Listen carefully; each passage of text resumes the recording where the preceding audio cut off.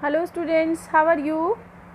I think you all have seen previous video of related chapter. Now today we are going to discuss next part, it means second part of this chapter, that is respiration in organism. In this video we will read about some topics: breathing in human beings, how do we breathe, inhalation and exhalation, respiration in other organism, and respiration in plants. Now we will discuss them one by one.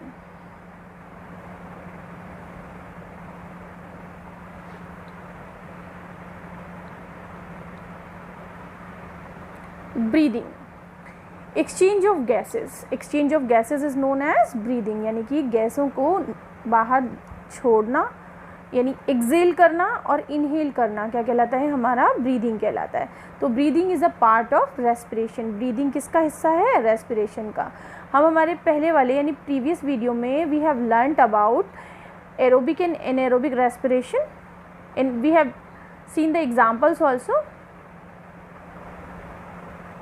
Breathing means taking in air rich in oxygen and giving out air rich in carbon dioxide with the help of respiratory organs. देखिए, this picture also shows oxygen and carbon dioxide inhalation and exhalation. Yes, breathing rate. अब क्या होती है breathing rate? The number of times a person breathes in a minute. एक minute में कोई भी इंसान जितनी क्या लेता है, आपकी सांस लेता है. जितनी बार सांस लेने का मतलब ये नहीं होता कि हाँ सांस छोड़ दी कि सांस ले ली. एक बार कंप्लीट सांस लेना और एक बार उसको छोड़ना, यानी कि one time exhalation and one time inhalation is known as complete breathing. On an average breathing rate of an adult human being at rest state, यानी कि जब वो आराम की पोजीशन में हो तो क्या होगा, 15 to 18 time per minute. During heavy exercise up to 25 times per minute. The process of breathing is divided into two distinct phases. I have already told you. First one is inhalation and another one is exhalation. The taking in of air rich in oxygen into the body is called inhalation, whereas giving out of air rich in carbon dioxide is known as exhalation. यानी कि हम जो air ले रहे हैं वो किससे rich होती है, हमारी ऑक्सीजन से, और ये क्या कहलाता है, हमारा प्रोसेस इनहेलेशन. और इसके अपोजिट अगर हम गैस रिलीज़ कर रहे हैं उसमें क्या होती है, हमारी कार्बन डाइऑक्साइड, तो वो क्या कहलाता है, हमारा एक्सेल. एक्सेल मतलब निकालना. It is a continuous process which goes on all the time and throughout the life of an organism. ये continuous process है, यानी रुकता नहीं है. अगर सांस लेना ही रुक जाएगा तो इसका मतलब the person will die obviously. During breathing, inhalation and exhalation take place alternatively. एक बार क्या होगा आपका inhalation और दूसरी बार क्या होगा आपका exhalation. अब breathe means one inhalation plus one exhalation. Breathing rate changes according to oxygen requirement of body. Breathing rate of a person is slowest when he is sleeping because energy requirement is very low during sleeping. क्या होता है, जब कोई इंसान सो रहा होता है तो वो क्या है, उसको एनर्जी बहुत कम रिक्वायरमेंट होती है एनर्जी की, इसलिए उसकी ब्रीदिंग रेट भी क्या हो जाती है, कम. Whenever a person needs extra energy during heavy exercise, he or she breathes faster. Increased breathing rate provides a greater amount of air entry into the lungs. Hence, blood can absorb oxygen at a faster rate. It speeds up the breakdown of food and more energy is released. Energy कहाँ से मिलती है हमें, food के किस में, breakdown से. ठीक है. We feel hunger after a physical activity. Why, क्योंकि हमारी एनर्जी बहुत ज़्यादा कंज्यूम हो जाती है और बहुत ज़्यादा ऑक्सीजन की रिक्वायरमेंट होती है, और इसीलिए हमें क्या चाहिए होता है, ज़्यादा से ज़्यादा भूख लगने लगती है हमें. When we do any physical activity, the food present in our body is broken down very rapidly to provide extra energy by respiration. Since all the food gets consumed in the generating the energy, we start feeling hungry. क्योंकि वो सारा क्या होती है, सारी energy ख़त्म हो जाती है ऑलमोस्ट, तो हमें क्या लगने लगती है, भूख लगने लगती है. Thus in order to gain more energy we need to eat more food. इसीलिए हमें ज़्यादा फूड की ज़रूरत होती है किसी भी हैवी एक्सरसाइज के बाद या कोई भी हैवी वर्क करने के बाद. How do we breathe? It is all about human beings. So first we will discuss about respiratory system in human beings. Which organs consist? Respiratory organs. Nostrils, nasal cavity, then pharynx, then larynx. Trachea. Trachea is also known as windpipe. Then lungs, and last one is diaphragm. These are the organs which are involved in respiratory system and combinedly form respiratory system in a human being.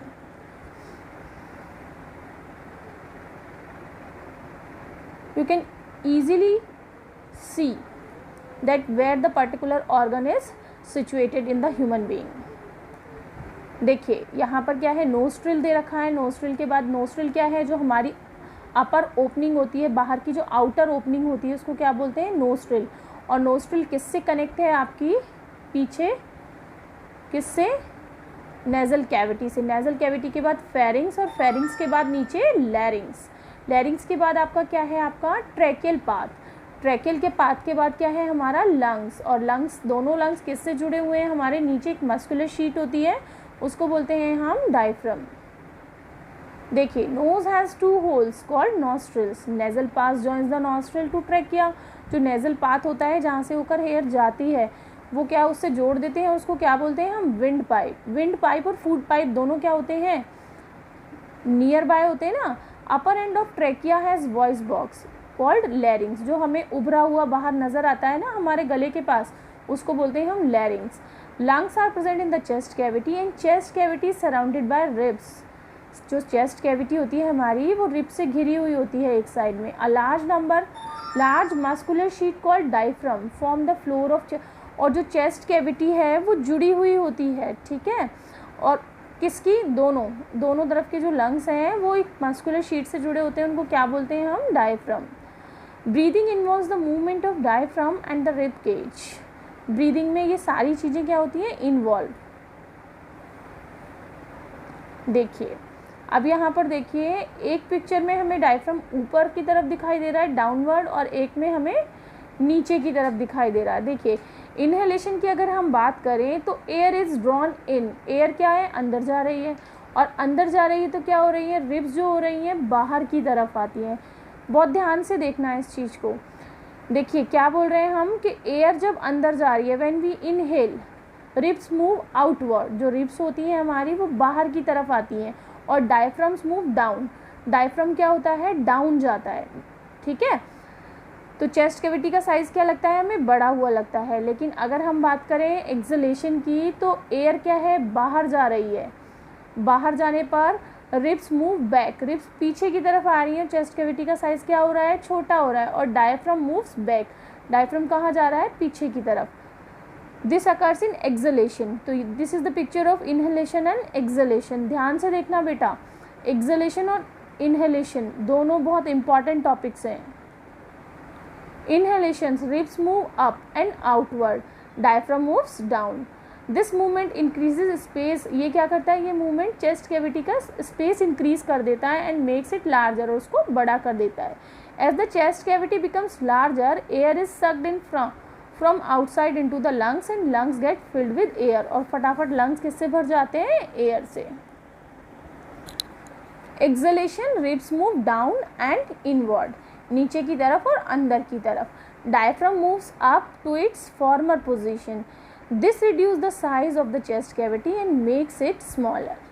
As the chest cavity becomes smaller, air is pushed out of the lungs. What do we breathe. अब देखिए अगर हम बात करें कि हम सांस में क्या क्या लेते हैं.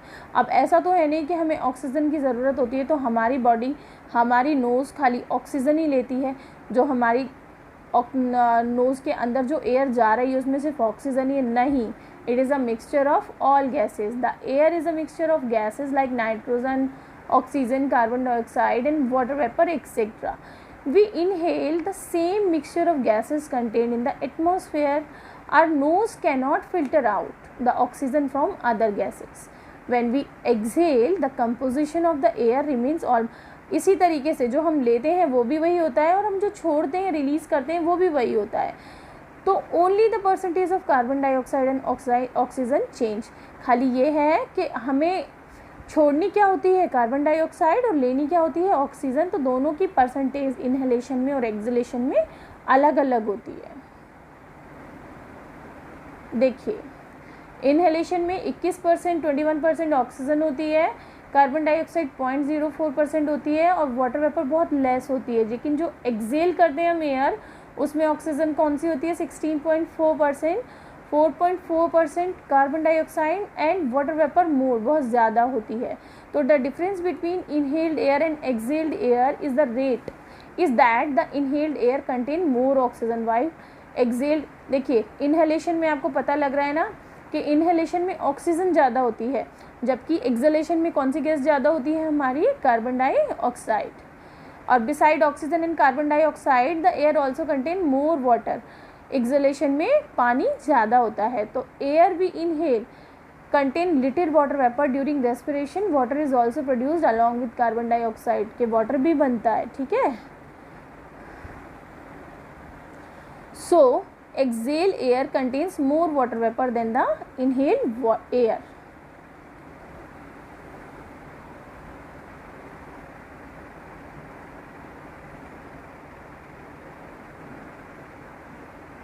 So we breathe out carbon dioxide rich air.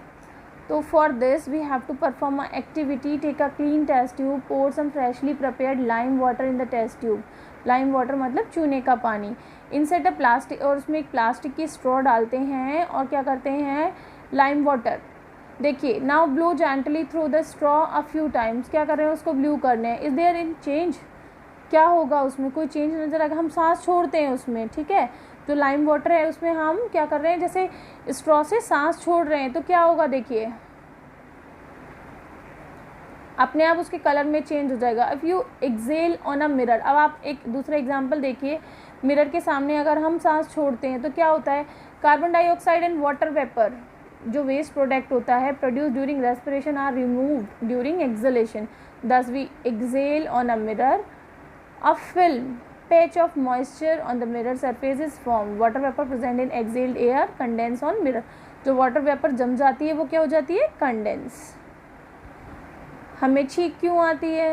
अब क्यों आती है, क्यों, क्योंकि हमारे सांस के साथ जब हम इनहेलेशन करते हैं तो सांस के साथ कुछ डस्ट पार्टिकल्स अंदर जाते हैं और जो हमारे नोज़ के अंदर छोटे छोटे हेयर्स होते हैं वो क्या करते हैं उनको ट्रैप कर लेते हैं.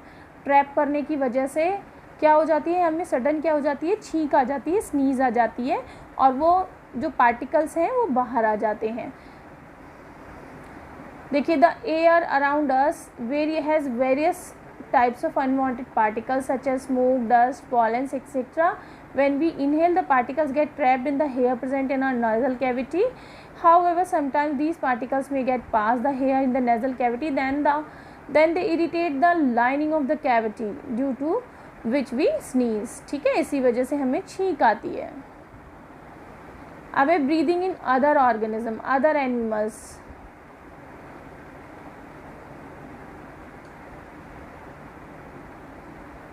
Different organisms possess different organs for the exchange of gases. Like humans, it is done by lungs.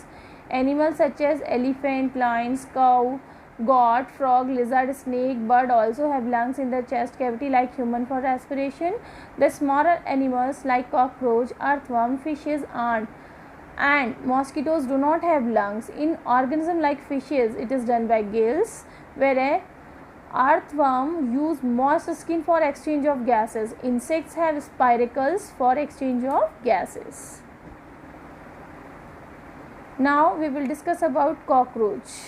A cockroach has small openings on the. देखिए, इसकी बॉडी में बाहर की तरफ छोटी छोटी ओपनिंग्स होती हैं जिनको क्या बोलते हैं हम, स्पाइरेकल्स. और insect have a network of air tubules called trachea for gases. इसमें क्या होता है, ये जो स्पाइरेकल्स हैं ये नीचे अंदर किससे जुड़े रहते हैं, ट्रैकिया एक वो होता है पूरा नेटवर्क इनका गैस एक्सचेंज करने वाला. Oxygen rich air rushes through spiracles into the tracheal tube, diffuses into the body tissue and reaches every cell of the body. Similarly, carbon dioxide from the cell go, और इसी path से, जिस path से oxygen enter होती है उसी path से carbon dioxide बाहर निकल जाती है. तो these air tubes और tracheal are found only in insects and in not in any other group. खाली किस में मिलते हैं? इंसेक्ट्स में. फिर है हमारा अर्थवर्म. अर्थवर्म के लिए क्या रिस्पॉन्सिबल होती है? Earthworm breathe through their skin. The skin of earthworm feels moist and slimy on touching. Gases can easily pass through them. देखिए सबसे पहले ऑक्सीजन एब्जॉर्ब होती है उसकी स्किन से, फिर ट्रांसपोर्ट होती है ब्लड से, फिर respiration in cell and release energy. फिर क्या होता है? कार्बन डाइऑक्साइड प्रोड्यूस होती है रेस्पिरेशन में और कहाँ जाती है? एक्सपेल, यानी कि स्किन के थ्रू वो बाहर एक्सपेल कर दी जाती है. फ्रॉग में, frog have a pair of lungs like human being, so they can breathe through their lungs. Also they can also breathe through their skin which is moist and slippery. Fishes. Gills in fish helps them to use oxygen dissolved in water. Gills are very well supplied with blood vessels for exchange of gases. Oxygen extracted from water is carried by blood to all cells of body where respiration occur. Carbon dioxide produced during respiration is also expelled through gills. Dolphin and whales. There are some sea animals like dolphins and whales do not have gills. They breathe in air through nostril or blowholes are present that are located on the upper part of their head. This allows to breathe in air when they swim near the surface of water. Now photosynthesis. Now we will discuss respiration in plants.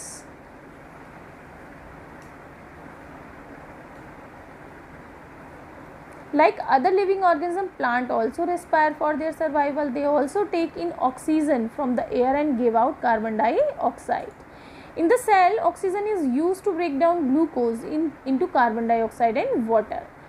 देखिए, reaction is also given here. Glucose is break down with the help of oxygen, break down into carbon dioxide, water, and energy will release. In plants, each part can independently take in oxygen from the air and give out carbon dioxide. Leaves of the plants have tiny pores for exchange of gases called stomata, and the woody stems of plant have lenticles for exchange of respiratory gases. Roots take up air from the air spaces present between the soil particles. During the day, photosynthesis will occur. During the respiration देखिए क्या बन रहा है आपका? Oxygen और carbon dioxide. तो why we should not sleep under a tree at night? क्योंकि photosynthesis नहीं होता, और फोटोसिंथेसिस नहीं होता तो क्या होता है? जो हमारे पेड़ हैं वो क्या रिलीज करते हैं? क्या रिलीज करते हैं? Carbon dioxide. इसीलिए हमें क्या होने लगती है? सफोकेशन होने लगती है, क्योंकि कार्बन डाइऑक्साइड हमारे ब्लड में डायरेक्ट घुल जाती है और क्या बनाती है? टॉक्सिक एजेंट्स बनाती है.